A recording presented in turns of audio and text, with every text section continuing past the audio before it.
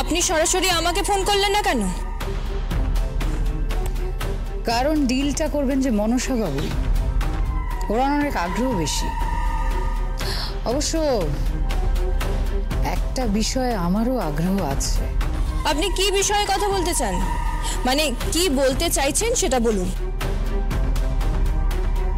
তোমায় আমি জমিন হাটায় বেশ কয়েক বিঘা জমি দিয়ে দেব,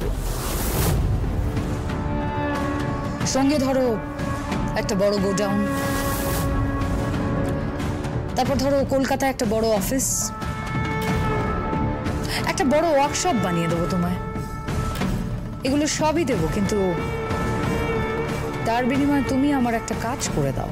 দাঁড়ান দাঁড়ান দাঁড়ান, আপনি বড় ব্যবসাদার ঠিকই, কতটা পুঁজি ঢাললে কতটা লাভ হতে পারে আপনি জানেন। এখানে আপনি কি লাভ চাইছেন? হ্যাঁ, লাভ চাইছি বলতে তোমাকে ছেড়ে দিতে হবে ষোলো, কিন্তু এর বিনিময়ে তুমি যা চাইবে, যা হাঁকবে, সব দেবো তোমাকে। কি কি ছাড়তে হবে? সার্থক মুখার্জি। সার্থক মুখার্জি আমার স্বামী? হ্যাঁ জানি জানি জানি। দেখো, গ্রামের মধ্যে লুকিয়ে ওরকম একটা বিয়ে, ওটার কিন্তু কোনো ভ্যালু নেই ষোলো। কোনো সরকারি শিলমোহরও নেই তোমাদের বিয়েতে, তাই ওগুলো বাদ দাও। তুমি তুমি বরং সার্থককে ছেড়ে দাও, তোমাকে আমি ভরিয়ে দেবো তোমাকে। তাই নাকি? তাই জন্যই বুঝি মনসা মামাকে দালাল ঠিক করেছেন? শোলক, চিৎকার করবেন না, গলা নামিয়ে কথা বলুন। এক কাজ করি, আমি আপনাকে ফ্রিতে লাখ টাকার শাড়ি দিচ্ছি, তার বদলে আপনি মধুকর দাকে ছেড়ে দিন। তোমার এত বড় সাহস! তুমি আমায় তুমি কার সঙ্গে কার তুলনা করছো শোলক? তুমি আমার সঙ্গে তোমার তুলনা করছো? হ্যাঁ করছি, তাই করছি।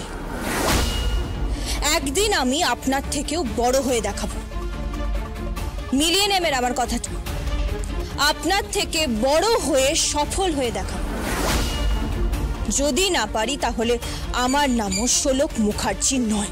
তাই মেয়ে, মন দিয়ে আমার কথাটা শোনো, তোমাকে ভালোই ভালোই বলছি, এই ডিলটা করে নাও। একটা সার্থক মুখার্জিকে ছেড়ে তুমি এত কিছু পাবে, তুমি নিজেই বুঝতে পারবে তোমার লাভ হচ্ছে, ক্ষতি নয়।